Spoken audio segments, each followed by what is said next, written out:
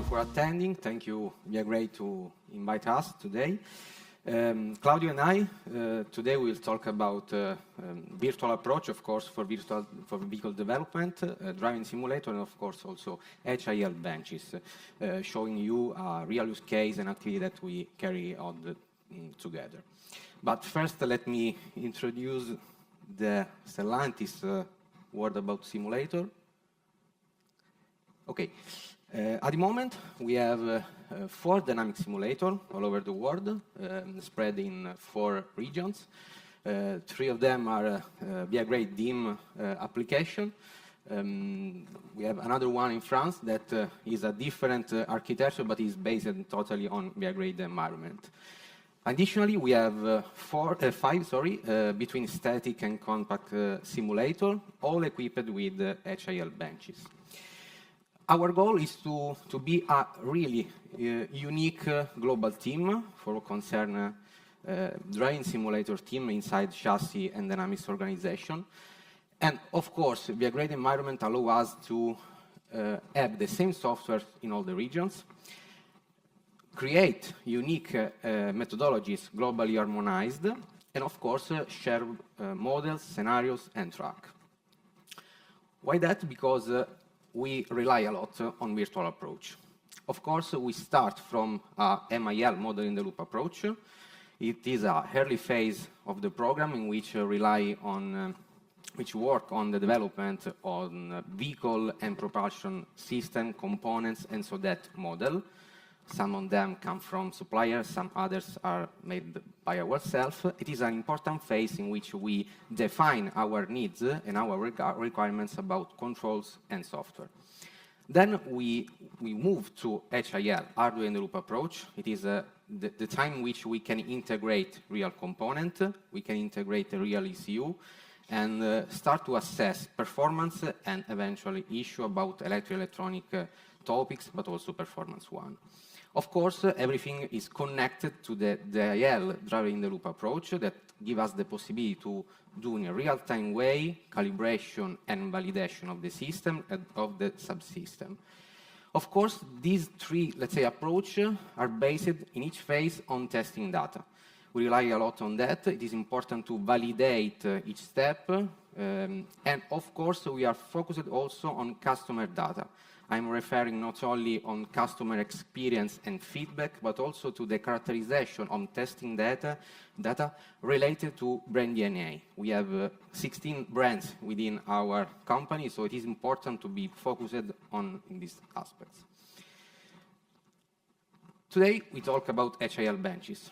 Why? Of course, they give us the possibility to reduce time and cost. But not only, of course, the experience on a driving simulator can be enhanced thanks to these tools, giving a higher fidelity of the overall simulation. We can do development at the bug of the functionalities. We can calibrate in a virtual way. We can, it is really important for us, road release, virtual road release. It is important for the reduction of physical means. And of course, we can also do assessment about functional safety and additionally fault injection.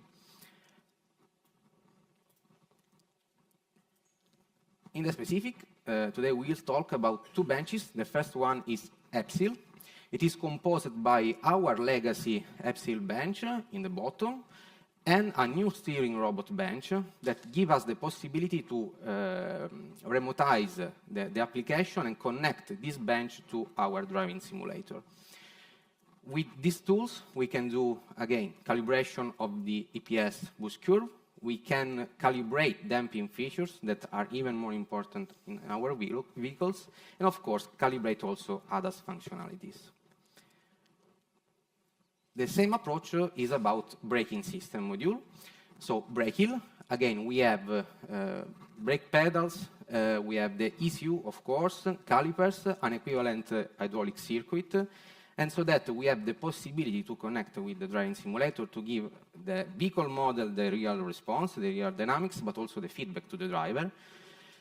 We can calibrate, so ABS, ESG on high mu, low mu condition.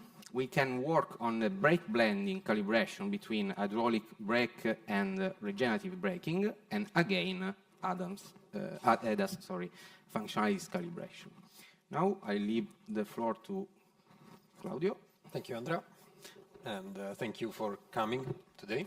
So a few words about Meccanica 42 for those of you that doesn't know us.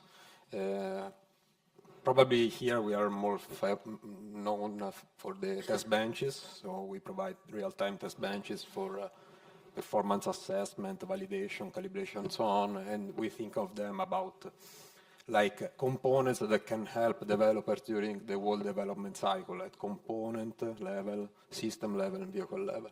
The other part of our job is also on onboard systems that are supposed to be installed on prototype vehicles, so motorsport vehicles and so on, to control brakes, steering, and the whole vehicle architecture. These are mainly used for rapid control prototyping or new architectures for autonomous vehicles. So when Andrea called me 1 year ago was a back in the future approach. So we have to take our legacy test bench, which was commissioned in 2019, and convert it into a remote test bench. As you can see in the left-hand picture, before it was directly connected to the steering wheel, and now we want it to be connected to a DIM. More of this, we want to control it with the steering feedback unit from VA grade and the active brake unit from the VA grade. So a totally new control system for controlling everything.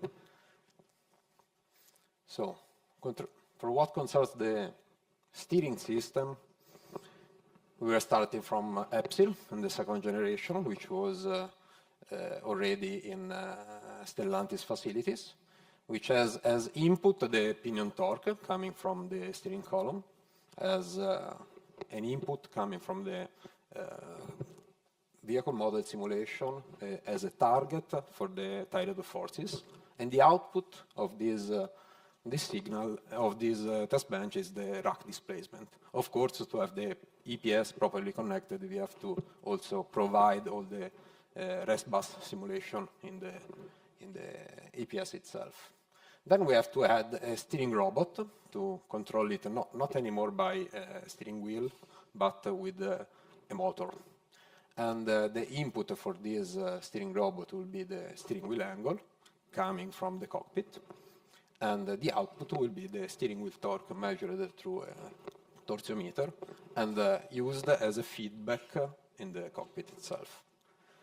Then we added also this, what we call a steering motor cube, which is a frame for holding the steering robot and have the possibility of adjusting the position of the eye shaft with respect to the steering rack. So the second generation of Epsil, now probably some of you have already seen the third one, which is in our booth. The second generation was based on ball screw actuators. It was with two different ball screw actuators, so you can have independent control of the tie rod forces on left and right tie rods. And it was based on a big aluminum frame.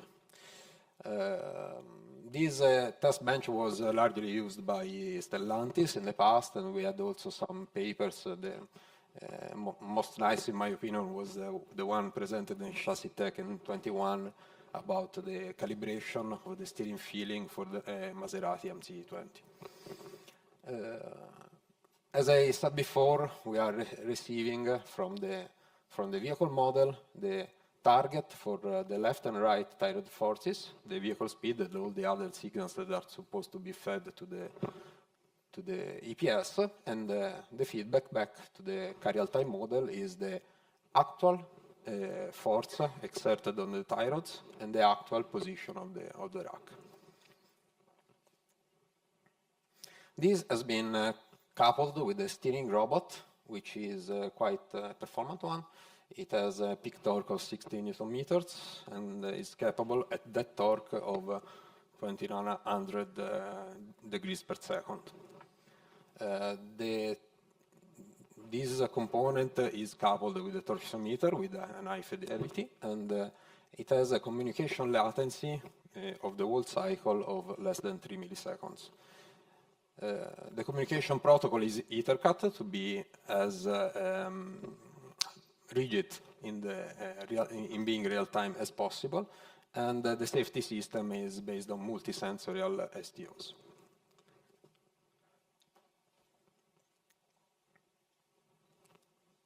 Okay. So, coming to the brake system, this brake system has been completely integrated in our vehicle. Probably you saw it in our booth, which is a frame connecting together all the brake plant with the calipers and the pedal and all the ECUs that are involved into the simulation.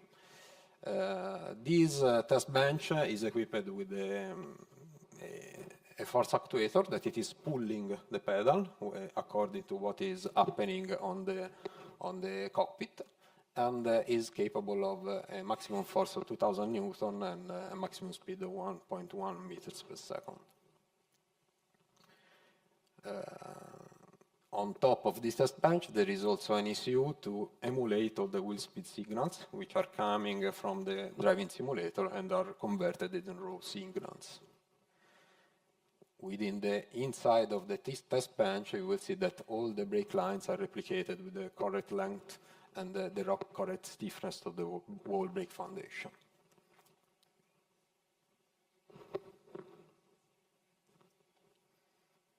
Okay, so closing up, this was the architecture. So we have the DIM, which enables the test rig to be driven by a human with all the accelerations, which is controlled by a vehicle model, and then this is the connection with the hardware-in-the-loop test system. The hardware-in-the-loop test system is supposed to be connected also more than one driving simulator. So you can use the brake system with one driving simulator and the steering system with another driving simulator.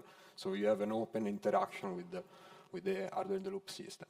And then you can also decouple it to have a component-level testing or system-level testing without the use of any driving simulator.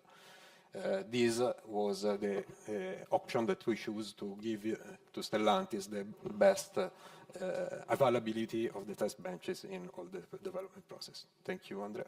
Thank you. No, sorry.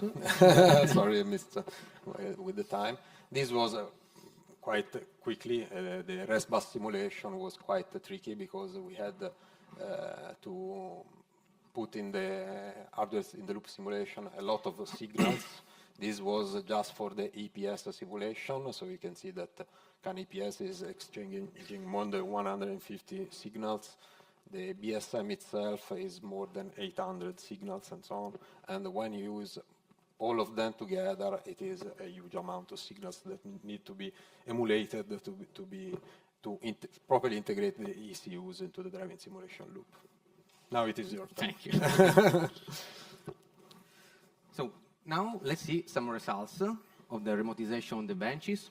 Of course, it was really important to have a real-time capability, and so that we can see about steering system, the tracking, let's say, of the steering wheel angle target versus measured one in a step and release maneuver. We can see that tracking is, let's say, perfect, and the delay is very small. We are talking about 1,000 of a second. But more important is the overall steering feel. That is, at the end, the core of our intention to work with these benches on the simulator. We can set different maneuvers performed on the HIL, coupled with the DIM, and we can see the black curve, that is the same maneuver performed in a real world, in a real vehicle, and we can see that we have a very good tracking of the signals, so that we are able to replicate the correct steering field, so torque versus angle perception. For all concerned brake system, the same. We can see that we have a good tracking with the same delay that I said before in impulsive maneuvers when we are in the linear zone, but also at the limit of the system. And again, if we compare the overall pedal feel, so force versus travel for the pedal between HIL and cockpit, so the one that, let's say, the ECU is perceiving and the one that the driver is perceiving are very good aligned. The same also for the experimental acquisition. The black curve is acquired on the real vehicle, and we are perfectly replicating the behavior. So to conclude, we achieve our target to create this mechanical and electrical integration with a compact solution. Target about latency, signal transfer are achieved. We gain our approval, let's say, from a subjective point of view, and as we said, we've seen also from objective point of view. What's next? Our idea is to extend this approach, so the integration also to other components related, of course, chassis, vehicle dynamics, and ADAS world. We would like to work together in order to make much more modular the bench that we have right now, in order to put different components for a different platform and so on.